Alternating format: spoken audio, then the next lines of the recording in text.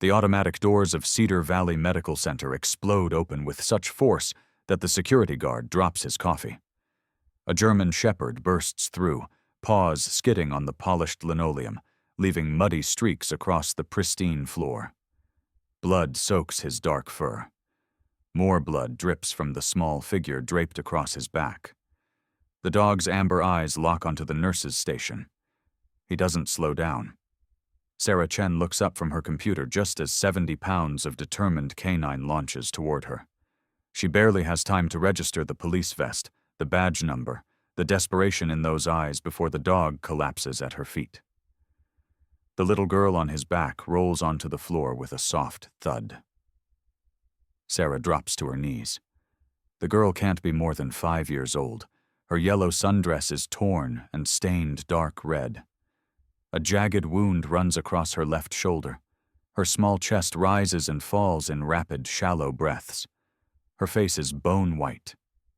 The German shepherd staggers to his feet, swaying. He places one blood-soaked paw on Sarah's arm. His eyes plead with her. Then his legs give out, and he slumps sideways. "Code Blue, emergency entrance," Sarah shouts into her radio.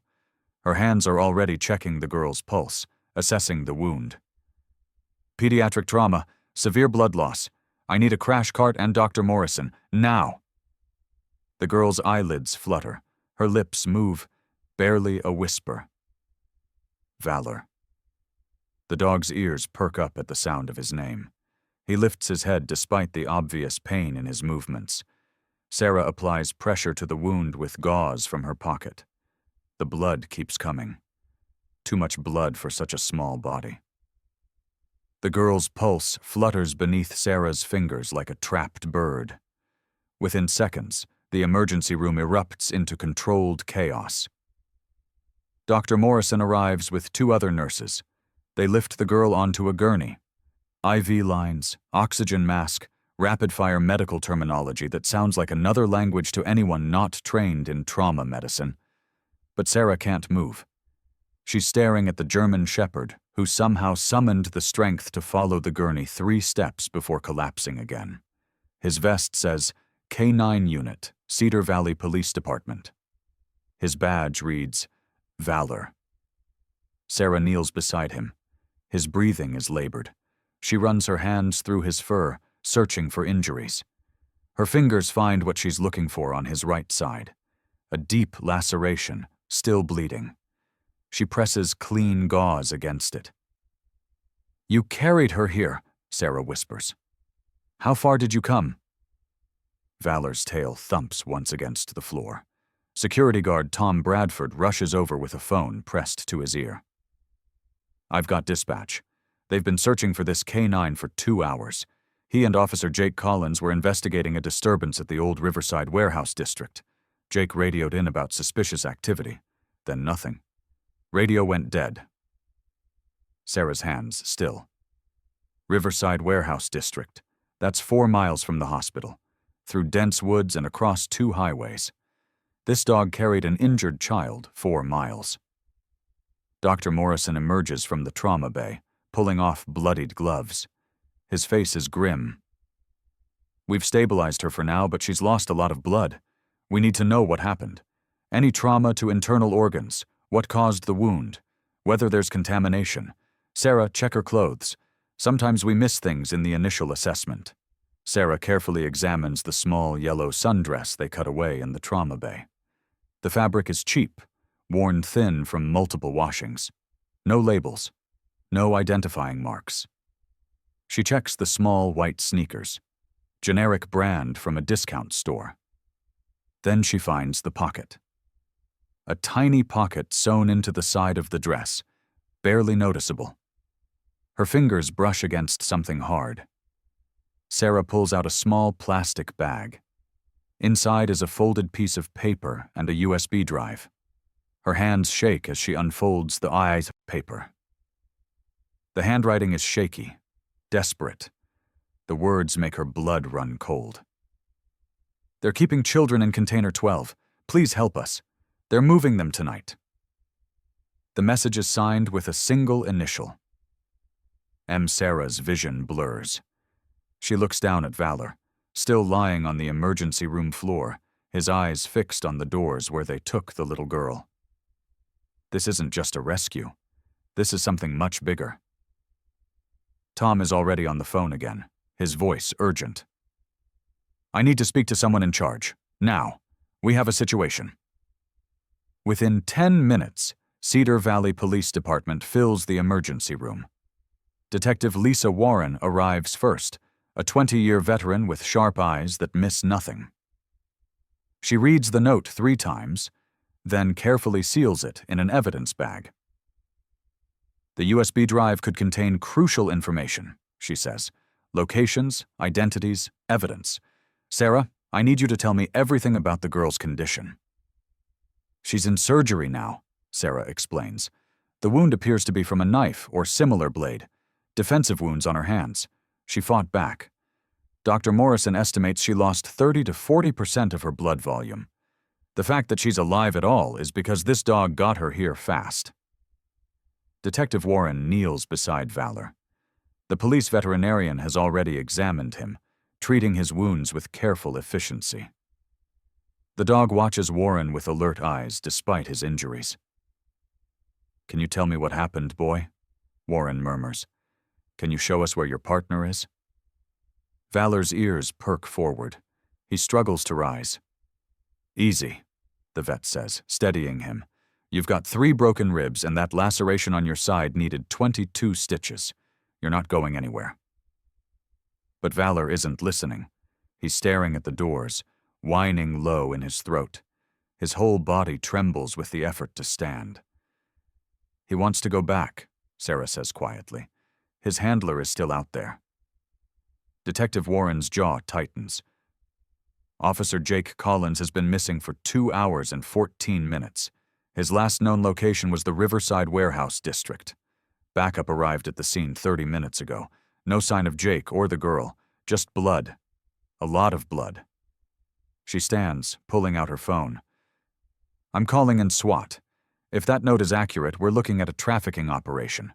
Container 12. That's specific. Someone knew something. Sarah looks down at the child's belongings. The cheap dress, the worn shoes, a little girl with no identification, no jewelry, nothing to indicate who she was or where she came from.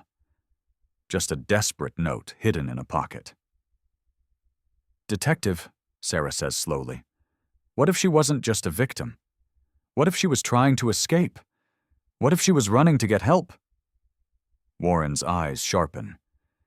You think she's one of the children from Container 12? I think she got away. I think someone tried to stop her. And I think Valor and Officer Collins found her right, when she needed them most. The trauma bay doors swing open. Dr. Morrison emerges, his surgical mask pulled down. She's stable. We've controlled the bleeding and repaired the damage. She's incredibly lucky. Another 30 minutes and she wouldn't have made it. Can we question her? Warren asks. Morrison shakes his head. She's sedated. Even if she wakes up in the next few hours, I'm not sure she'll be coherent. And given what you've told me, she's likely traumatized. You need a specialist for this.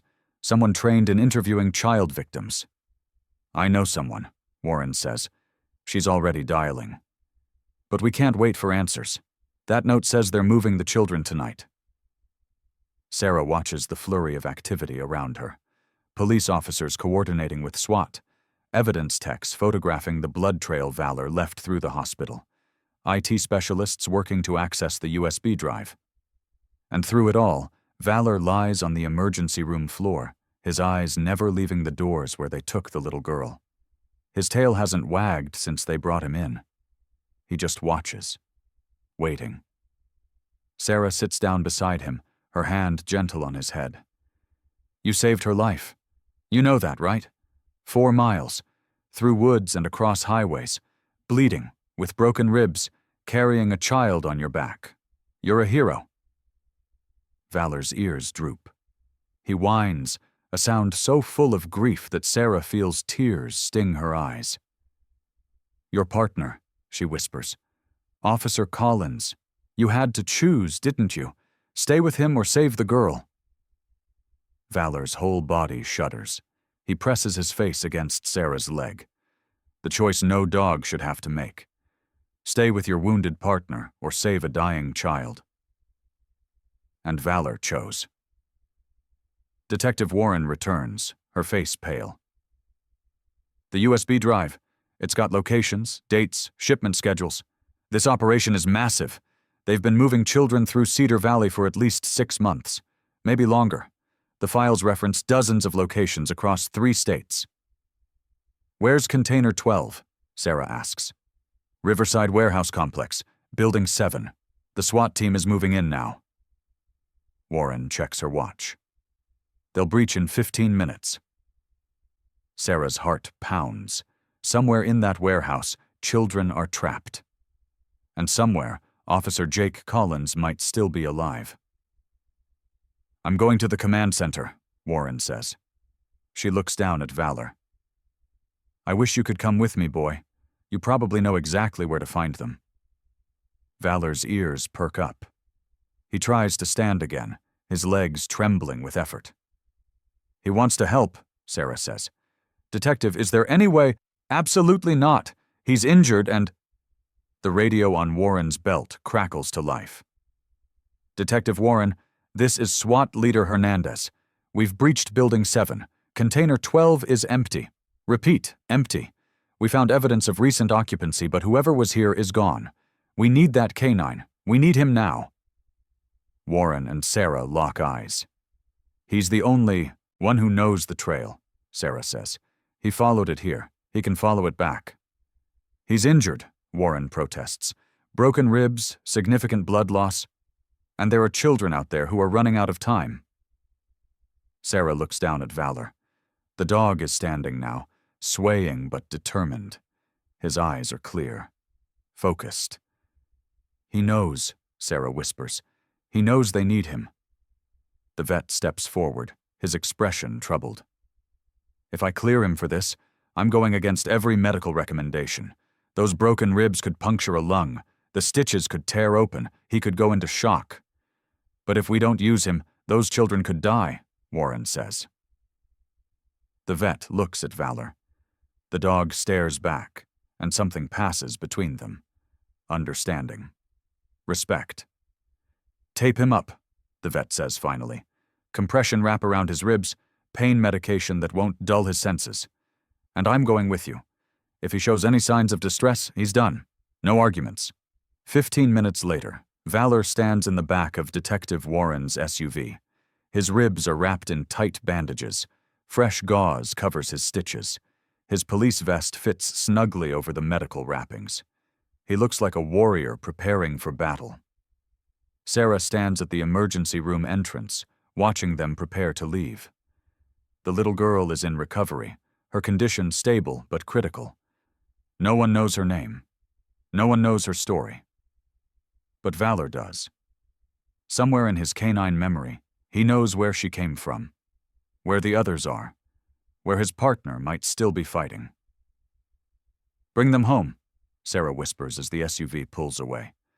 Bring them all home. The Riverside Warehouse Complex sprawls across 12 acres of abandoned industrial property. Buildings lean at dangerous angles. Broken windows gape like missing teeth. Graffiti covers every surface. This is where hope comes to die. SWAT leader Hernandez meets them at the perimeter. We've secured Building 7, found evidence of human trafficking. Food wrappers, blankets, children's clothing. But they cleared out fast. Maybe an hour before we arrived. Detective Warren opens the back door of the SUV. Valor jumps down, landing with a slight stumble that makes the vet wince. But the dog recovers immediately, his nose already working. Show us, Warren says. Find them, Valor. The German Shepherd doesn't need to be told twice. He takes off at a steady trot, following a scent trail invisible to human noses. The team follows, weapons ready, every sense on high alert. Valor leads them through Building 7. The smell hits them immediately. Urine, fear, unwashed bodies.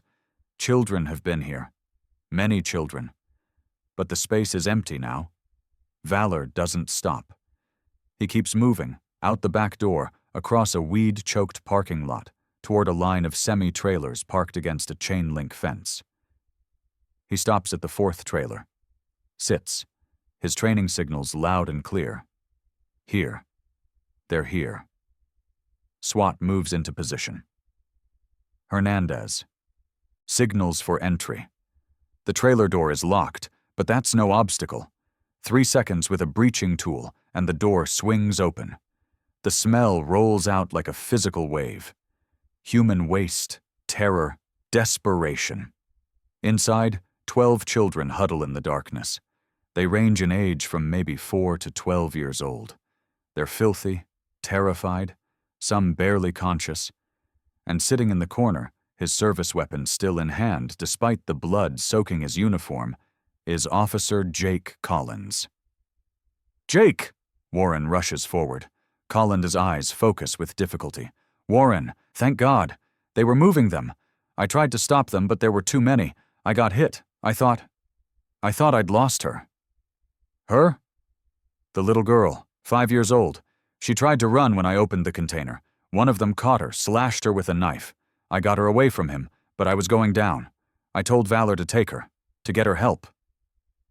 Collins' voice breaks. "Did he make it? Did she make it?" "They both made it," Warren says softly. "Valor carried her 4 miles to Cedar Valley Medical Center. She's in recovery. She's going to survive." Collins closes his eyes. Tears track through the dirt on his face. Valor doesn't wait for permission. He limps past the SWAT team, past Detective Warren, straight to his partner. He presses his head against Collins' chest, whining softly. Collins wraps his arms around the dog, burying his face in blood-matted fur. "Good boy, such a good boy. You saved her. You saved them all." Because Valor didn't just save the little girl. By getting her to the hospital, by making sure Sarah found that note, by leading the team back here, he saved all 12 children. Ambulances arrive. EMTs swarm the scene. The children are carefully loaded into waiting vehicles. Some cry. Some are too traumatized to make a sound. But they're safe now. Collins is loaded onto a stretcher. He's lost a lot of blood from a gunshot wound to his side. The EMTs work fast, their faces grim but determined. "I'm riding with him," Valor's vet announces, climbing into the ambulance. "Both of my patients are going to the same hospital." Detective Warren watches the ambulance pull away, lights flashing, sirens wailing. Then she turns to Hernandez. "The traffickers?" "3 in custody. 2 got away. But we've got descriptions, we've got the USB drive, and we've got 12 witnesses. We'll find them." Warren nods. She pulls out her phone and calls the hospital.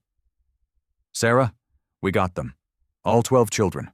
Officer Collins is alive, and Valor—" Her voice catches. "Valor led us right to them." 3 days later, Sarah Chen walks into the pediatric recovery wing carrying a bouquet of balloons. She's visited the little girl every day since the surgery. The child still hasn't spoken. Post-traumatic stress, the psychologists say. Give her time. But today is different. Today, Sarah has a surprise.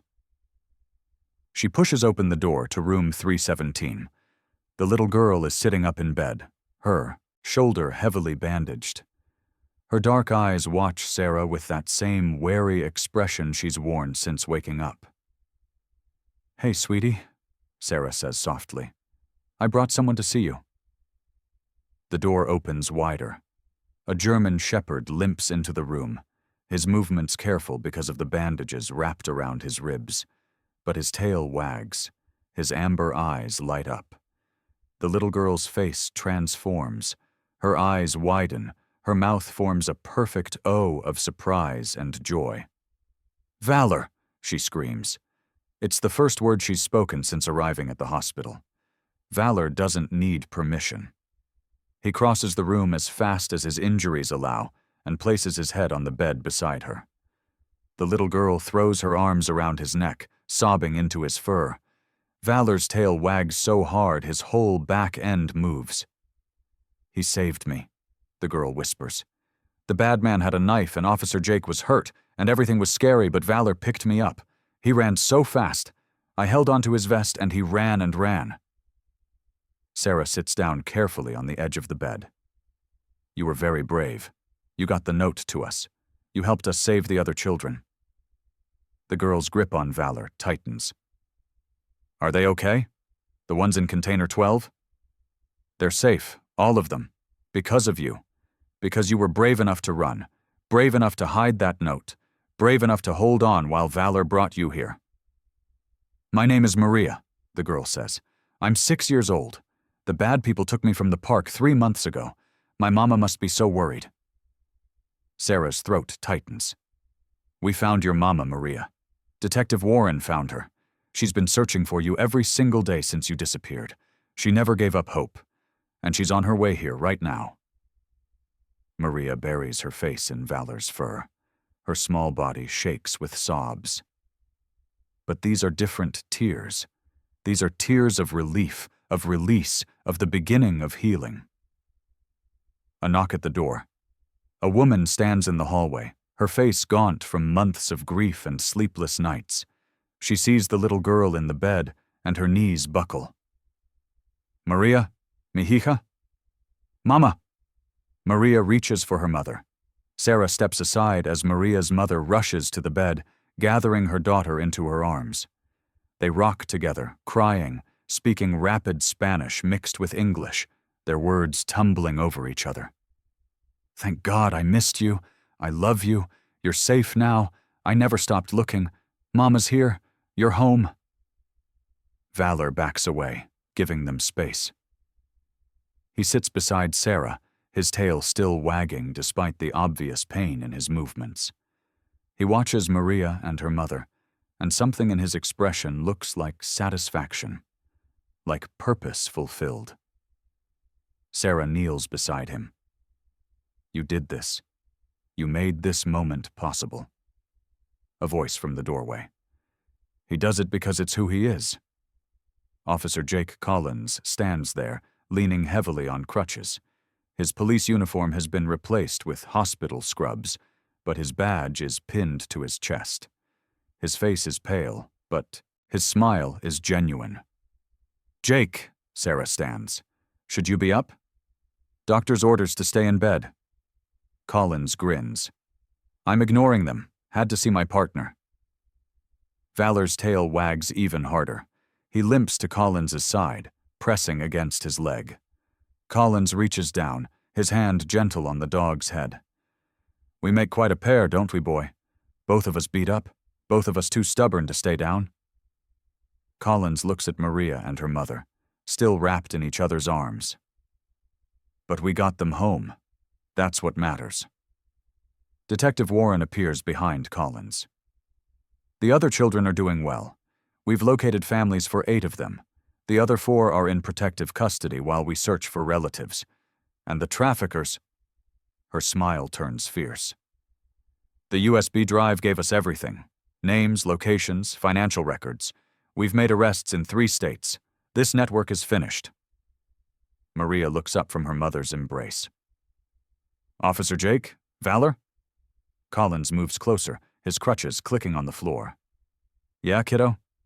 "Thank you." Maria's voice is small but clear. "Thank you for saving me." Collins' eyes shine with tears. "You saved yourself, Maria. You were the brave one. You ran, you fought, you held on. Valor and I, we just made sure you got where you needed to be." Maria reaches out her small hand. Valor moves forward, placing his head beneath her palm.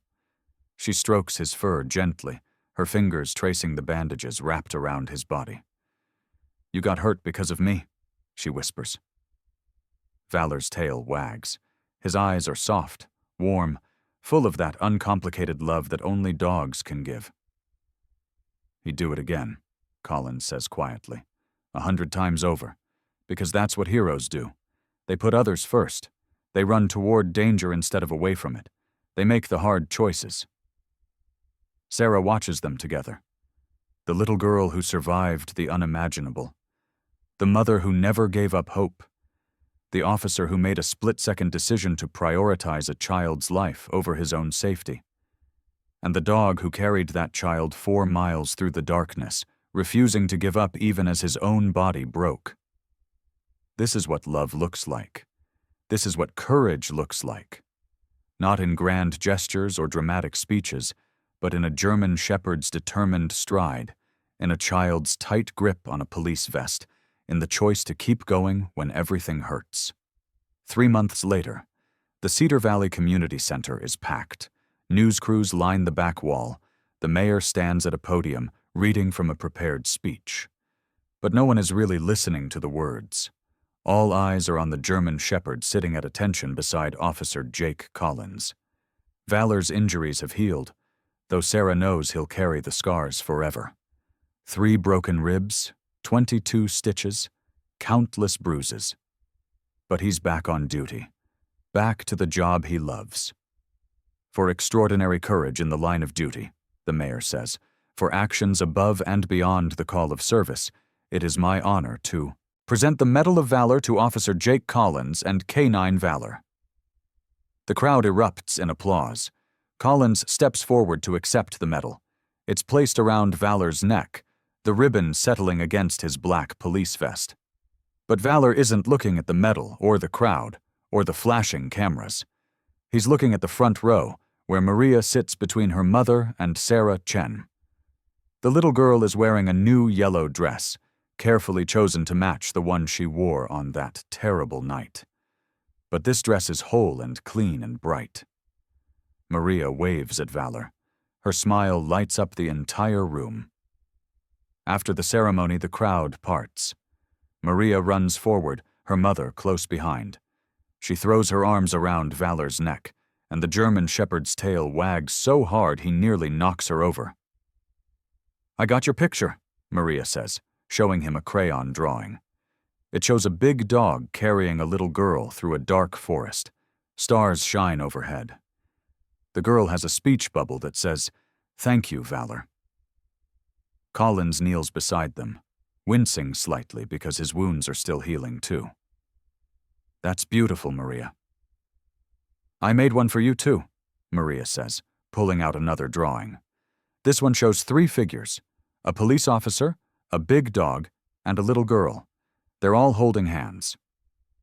Well, the little girl is holding the officer's hand and the dog's paw. Above them, in careful block letters, she's written, "Heroes." "All of us?" Collins asks, his voice thick with emotion. "All of us," Maria confirms, "because Mama says heroes are the people who help when everyone else runs away. That's you and Valor. But I helped too, right? I held the note. I held on to Valor. I didn't let go." "You absolutely did," Collins says. "You're the bravest person I know."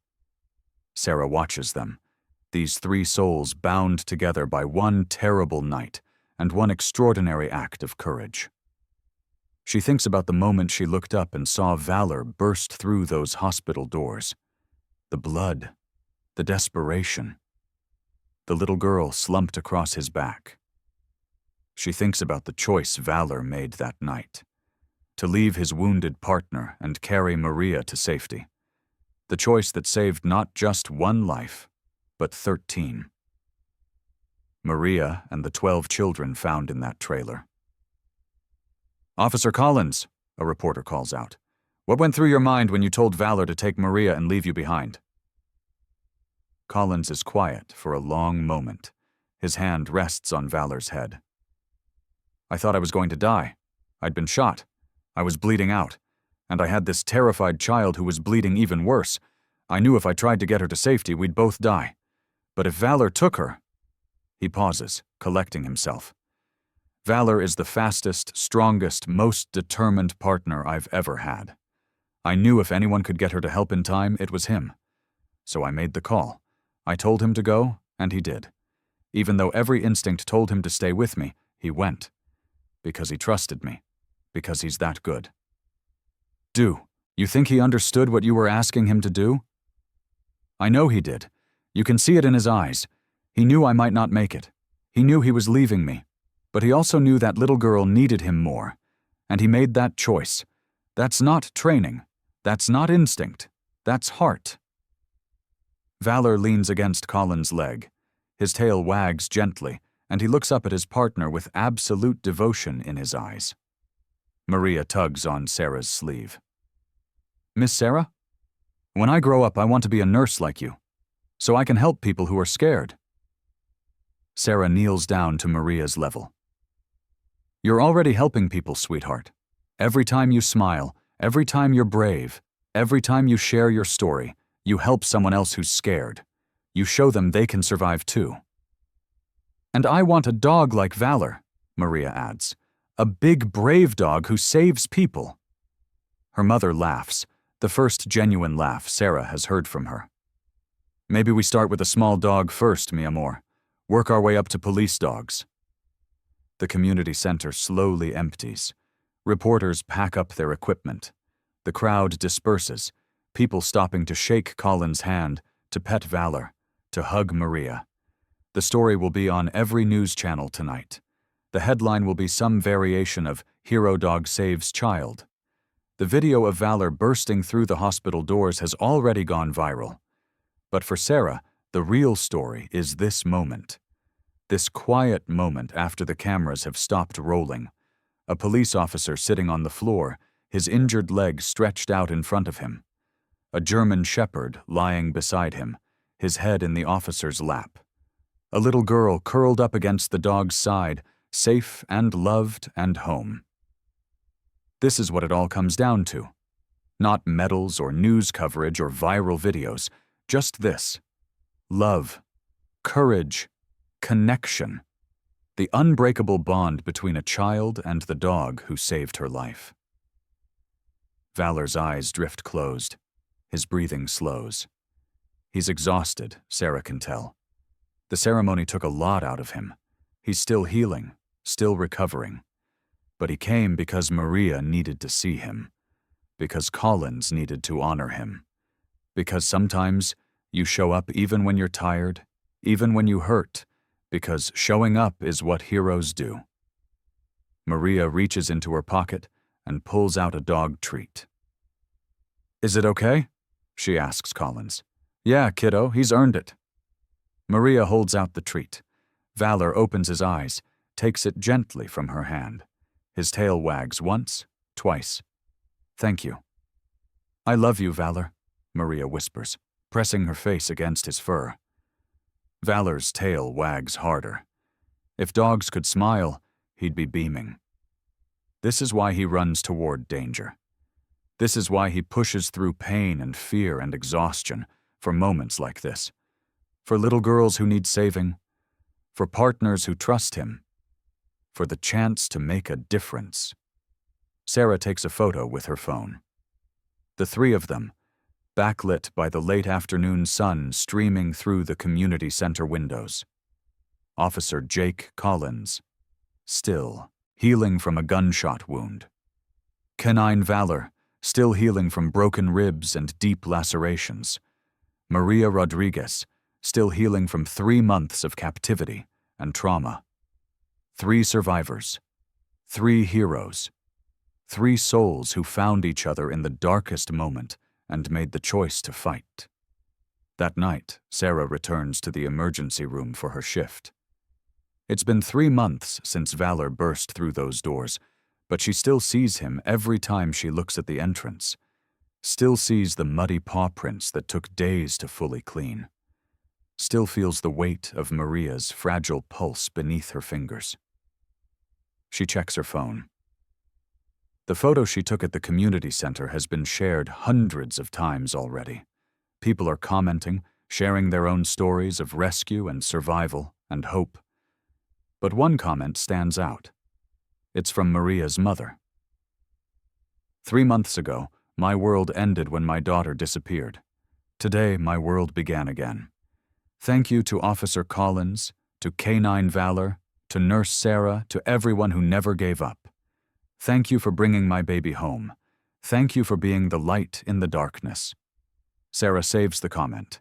She'll print it out, add it to the growing collection of cards and letters that have poured into the hospital. stories of other rescued children, other survivors, other families rebuilt. The automatic doors slide open. An ambulance arrives, lights flashing. A new patient, a new emergency. Sarah's training kicks in, and she's moving, assessing, responding. This is her calling. This is her purpose. The same way Collins has his purpose as a police officer. The same way Valor has his purpose as a rescue dog. The same way Maria is finding her purpose in healing, in surviving, in becoming stronger. They all have their roles to play.